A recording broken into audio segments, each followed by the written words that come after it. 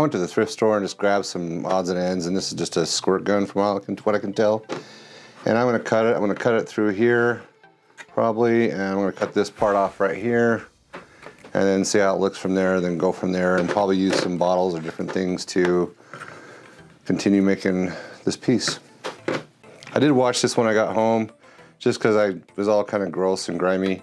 And I do have a scroll saw downstairs I could use to cut this with, but I want to show how to do it with just a normal saw that most people can get their hands on.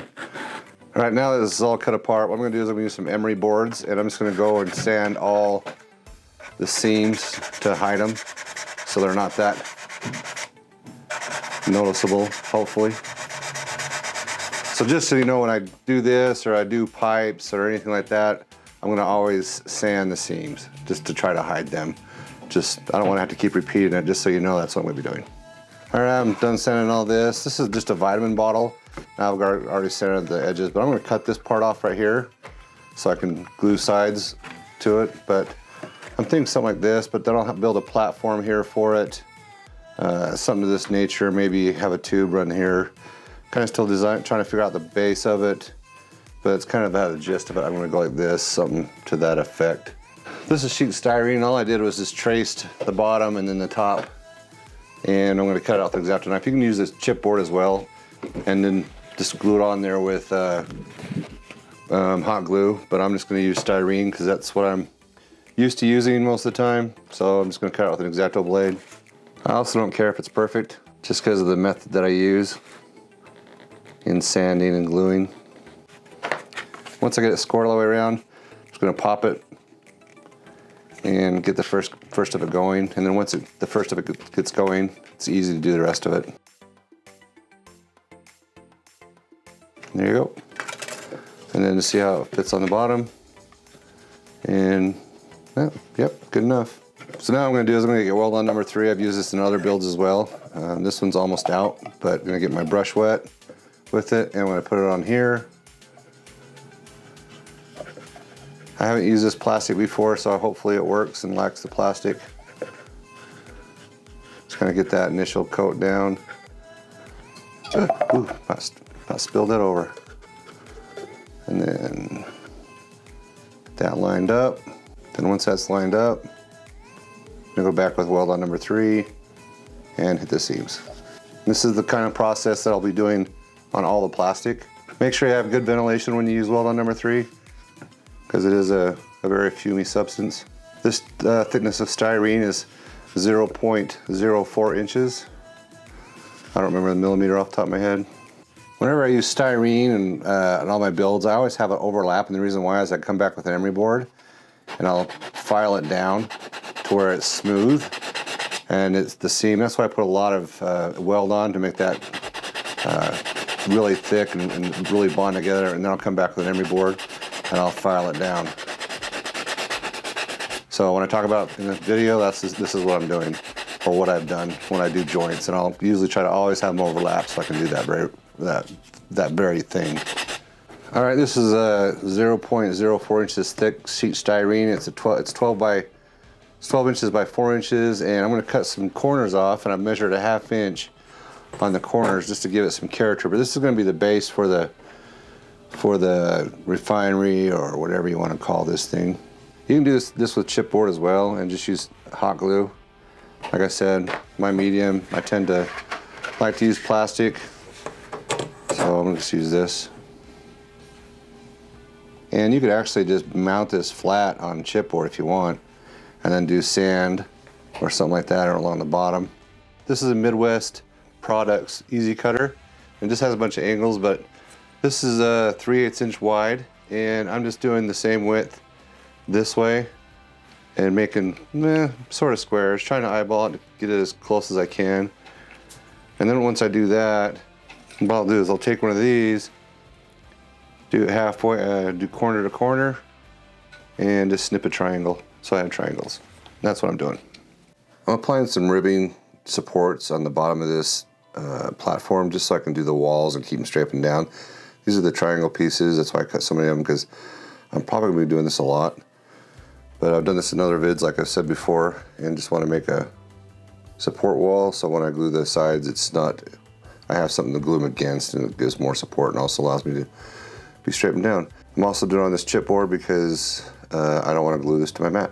And as you can see, sometimes it leaks underneath. Like that. And I just want to butt these up against the edge, so when I glue the plastic, it's right up against the edge. You have a few seconds before it adheres enough to where it's not really fun to play with anymore, but that's, you kind of get the idea. And when I do this in the future, I'm not going to repeat it every time. This is a magnetic tray I got off of Amazon. What I'm doing is just magnetize that, put some barriers on this side, and now I'm going to do this. Now I've got that. I'm going to have it overlap a little bit on the ends, just so I can file it down and get this magnet here. These are just kind of to help me, assist me in keeping it against the wall. And I'm just going to glue this. And when I first do it, I want to hold it with my hands. I don't want to rely on the magnet because the magnets will shift and move, but I do want to make sure it's at the very bottom. Kind of push down, hold, get that started. I want the plastic to be flat, so that's why I'm pushing down on it. Because since this is such a long piece, it will kind of tend to want to bow on you, so that's just why you want to do it that way. And once you get the initial, once it sticks, you're good to go. Just work all the way down. Then you can come back and kind of push on the top and glue the ribbing.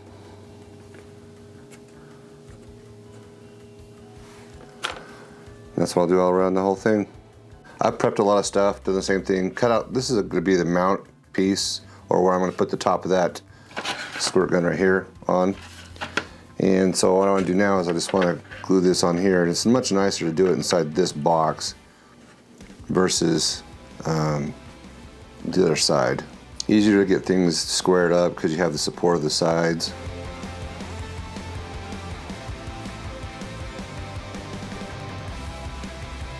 I just picked up this magnetic tray on Amazon. Now that the basic frame is done for this, I'm going to start doing pieces like this one I just put on. I'm going to do this, and I'll start doing the back. Essentially what I do is I do the main support ones that kind of give the frame and the structure. I'm not going to put any on the bottom because that's going to sit on something. And then so what I'll do on this one is I'll put this here and I'll mark it. Another thing I did too is I also 45 this right here so it snugs in there a little bit better. I 45 this one too at the top so it fits in better. So it just makes it so that things kind of squeak in there and are a little bit more snug. Then I'll get that there, draw a line. I'm gonna cut it a little bit tall, just so it overlaps a little bit so I can file it down better.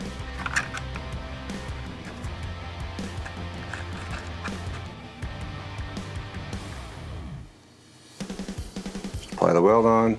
I want to push it against this top piece so it's a snug fit, because I will have to be filing that down to give it a smooth edge. Like I said before, you can mount this to a flat piece if you want. I just kind of combine two worlds of kit bashing, just whatever you can find, and then scratch building stuff too. And then I'll apply the weld onto the rest of the joints.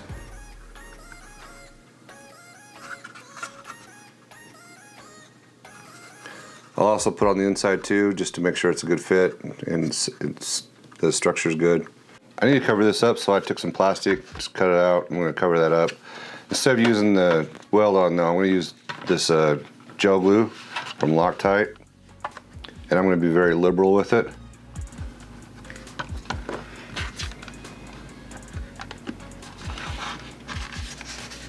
All right, this is 2 inches wide, this is 4, so I just want to have this centered. So I just drew some guidelines so I can glue it in here. You can use super glue as well. You don't have to use this weld on, but like I said, this is something that I use.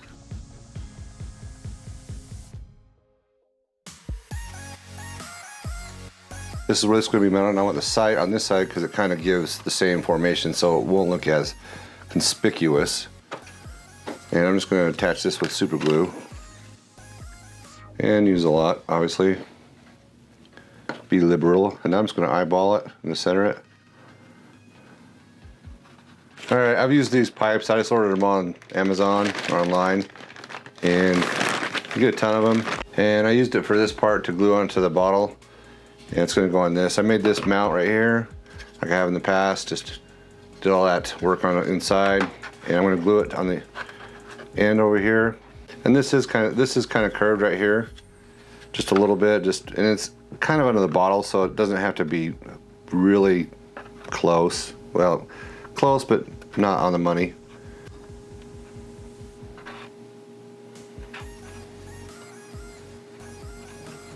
All the tubing that I did, I also sand it, and I used this glue to adhere to it. And I'm going to use the same glue to glue both up here and down here. And I'm putting it on very generously.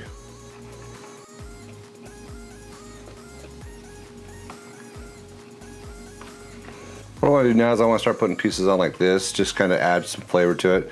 This is an I-beam I ordered, and I just cut it out here, and I glued it with the weld on number 3 here, and also super glue up here.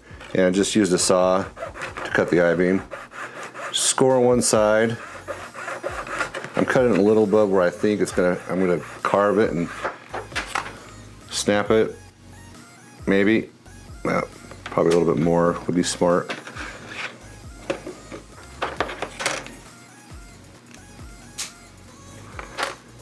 And then I kind of etched it out, and I'm just gonna use my X-Acto knife. Get it close to where I want, and then I'm just gonna test fit it to see what I need to take off before I get too far. Looks like down here needs to be removed a little bit more. So it's close enough up on top up here that if I just put a lot of glue, it'll fill all the seams, especially since this is a gel glue. Kind of center in between that little divot in the bottom piece. Make sure the bottom's on there flat.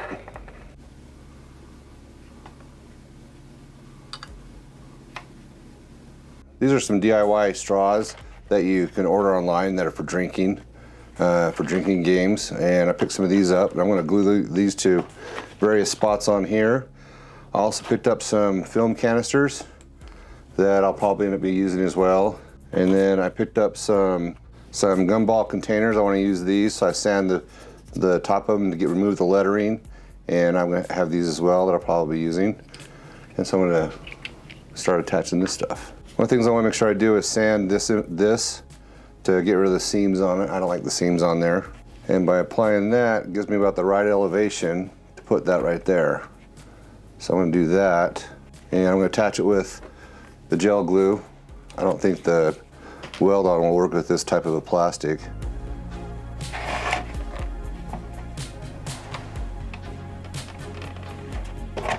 Whoops. All right, something else I'm going to do too is just going to use this, it's solid sheet styrene. Well, it's a solid tube styrene. And I'm just going to melt this a little bit or just heat it up and then slowly bend it. Just make sure you have good ventilation and you don't have a fire hazard. And just bend it up so it's like a 90 right there. Wait till that hardens. Make sure it's the right height, which it's not. I want a little lower than that, so I want to cut this off. I want to cut this off in kind of buttons so I can use them for other stuff so I don't waste it. This I can use my weld on number 3, and let's get that in place. Get it where I want it. Get my paintbrush. And I'll add more of those. Okay, what I'm doing now is just kind of sketch this out. This is going to be a walkway on top of the tank. And now all I'm doing is just going to cut or score one side so I can pop it out.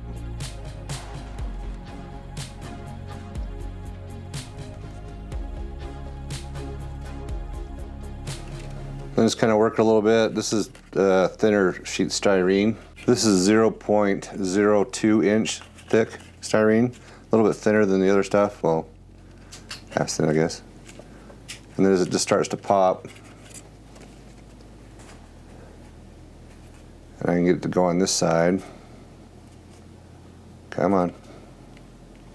Then I'm going to go down against the score, or with the score. I don't know. Mainly because I want to be able to do this last part where I want the score on the side that I'm snapping. So, and then if you need to, just loosely file it. Try to file the inside to get it smooth. I also took one of these caps and just kind of cut it out to where it's relatively close so I can put that on top of the tank as well, and then I sand the top off. That kind of goes right here in the middle.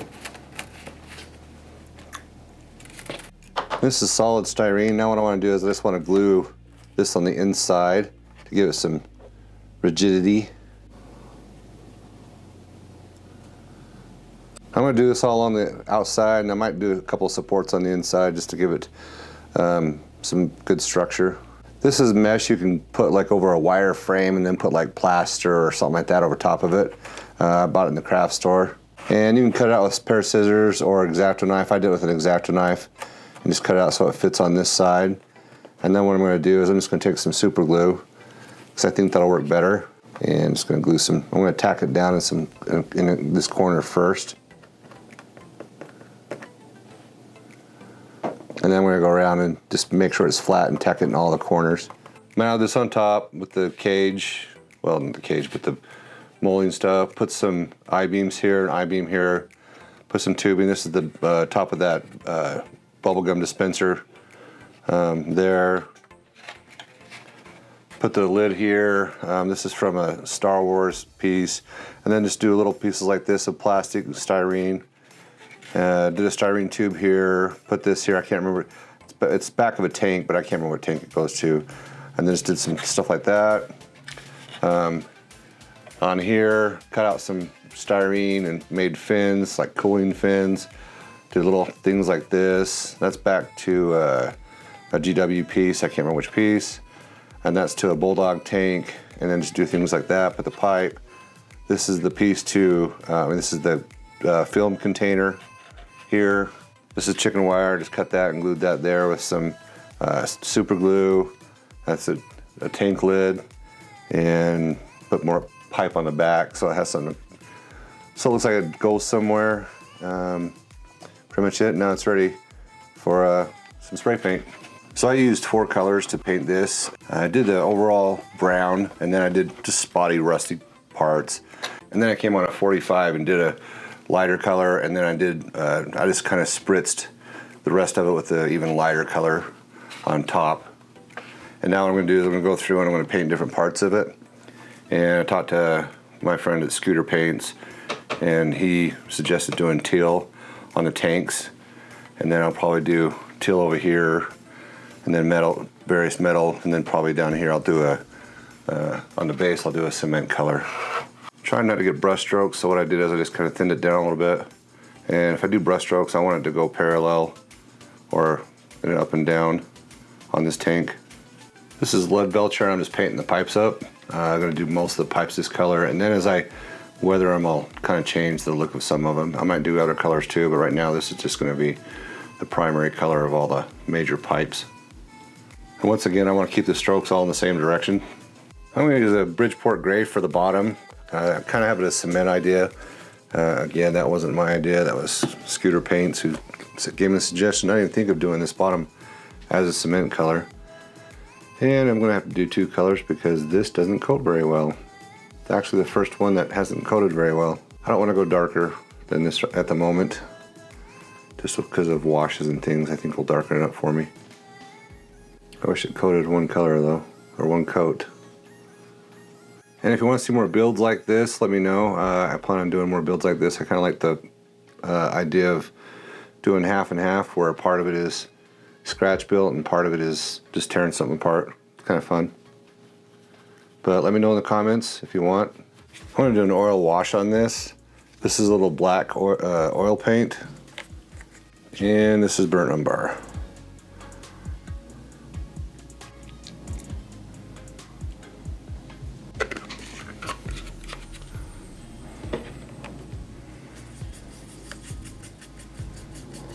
I am going to start at the top and work my way down. One thing I've learned from this oil wash though is don't let it sit too long. I'd let it sit too long on one of my pieces and it was a nightmare to get off. So don't let it do that.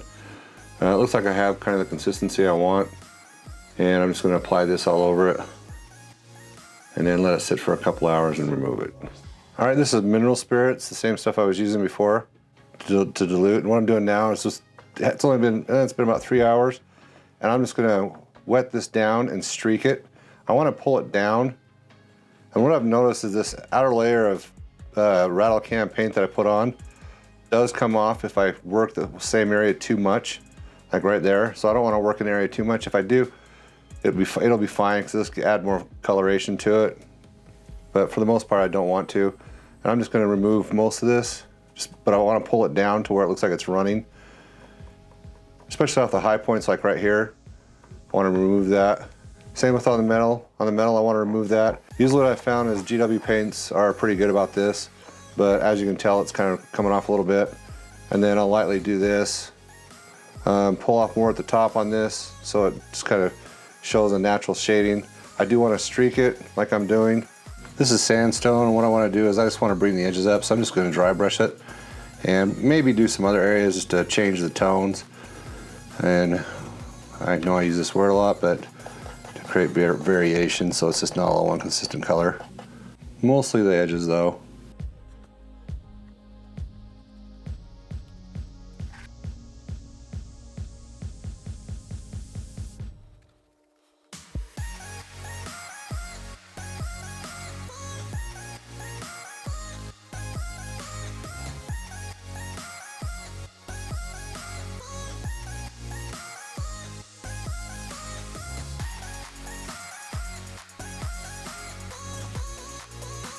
I'm going to dry brush lead belcher on this just to brighten it up. I'm going to do this on all the metal before I start doing any of the weathering.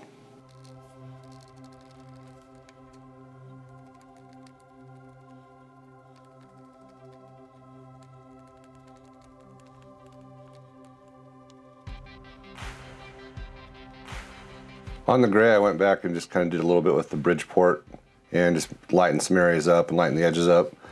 What I want to do now is I want to go and do a little bit lighter gray just on the edges, just to highlight it. Just kind of like everything else, 1 or 2 layers on top of it to bring things up, to have highlights on edges so things tend to pop more. You can do it on the tanks, you can do it on whatever. Since this is such a light gray, I want to make sure I don't have very much paint on my brush, and I want to use this side and just kind of hit the edges just to make it pop a little bit more. And then when I don't have very much paint, maybe go in a little bit, but that's really all I'm trying to do, is just make the edges pop a little bit more. I might go in just a tad here, tad there, just to kind of lighten things up, but not a ton, unless it looks good. So that can always change. This is brick red. It's really close to a rust color. So I'm just going to use a sponge and just dab it out, get most of it off. And then I'm just going to go through and kind of speckle my tank and a bunch of other things on this piece to give it some rust spots, things like that. I'll also go with my brush and kind of get areas that I can't get with the sponge. And underneath at the bottom, I'll do more rust spots, just because I think that's where water would settle and do more of that kind of thing. I don't want to get rust spots on the gray, just because I want the illusion that it's cement.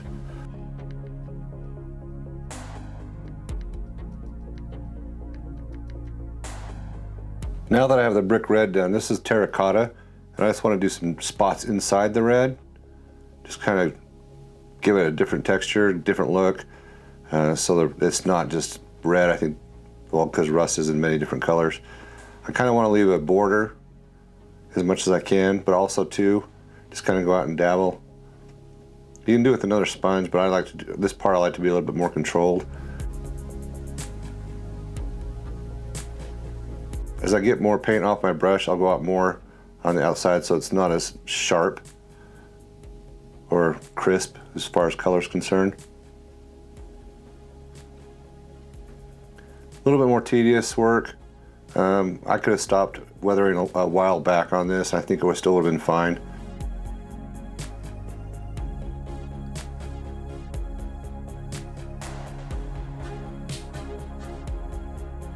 I'm going around now with Seraphim Sepia and just kind of hitting joints and just shading some joints up. Kind of mute some colors, hit the bottom of this, make it darker. And then I'll also go along the tank, like right here. And just, I also went and dabbled some metal too. But I'll just dabble some of this in here just to give it different colorations. But mostly I want to hit this on the pipes.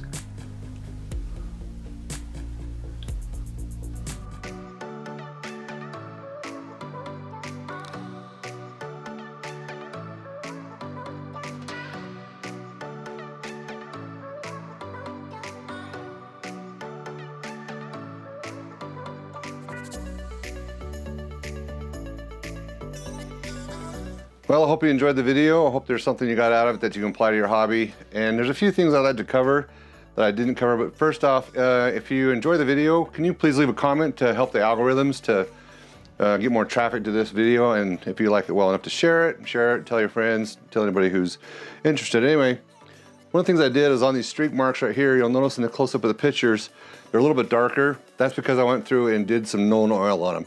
And there's a couple places on the pipes I also applied known oil before I did the Seraphim Sepia, and I did things like that. I'll use known oil, I'll use Agrax Earthshade. I didn't on this one, but those are kind of the three trifectas of things I use for weathering. And also on the rust spots, you can do other things other than just terracotta. You can do, I mean, just go out and take pictures of like old rusty trucks and things like that. There's a whole spectrum of rust colors you can use. I just primarily did two general colors and then darkened it up with Seraphim Sepia as well. But I just went through and just kind of, as the paint kind of went off my brush, as I described, I just kind of went through and just went other places, so it just gave a different shade of that same color is what I did. I changed my mind on doing the pipes different colors. I just did them all metal. I was going to do some different colors, but I like the look of that and the contrast and just had basic three things. I did go through and reapply red to this because when I was taking it off with the thinner, it stripped more off. So I went back and applied more red, kind of gave it a highlight and a little bit more depth color. And I did go around with Seraphim Sepia all over the place. I even went on the side of the tanks and things like that, just to kind of give that depth feel even more. And one thing I did on the metal also that I didn't show is, especially like up on here, I went through with the silver and just dry brushed on the edges and dry brushed a little bit up here, just to kind of give it that extra feel. Mostly on the joints, the bent joints, except for that one because that was all rusty. And on the pipe work, I did a little bit of silver, not much. If you have any questions or comments, leave them down below. But like I said, if you could just do me a favor and just make a comment, give it a thumbs up, just to help the algorithm so this gets a little bit more traffic. But if you like this type of a build, let me know. I plan on doing more like this, but I just want to kind of, just because I bought a bunch of stuff to do it, but I like this build. It was fun. I used two different methodologies. I used scratch build plus kit bashing, which I enjoyed a lot, and I plan on doing more of those. Like I said before, I hope you can use something out of this to apply to your hobbies, to apply to your building, and hope everything's going well. Hope you're enjoying the craft, and that's pretty much it. Just remember what my mother used to always say, that everyone can do art, and I truly believe it. Ciao. Bye. See ya.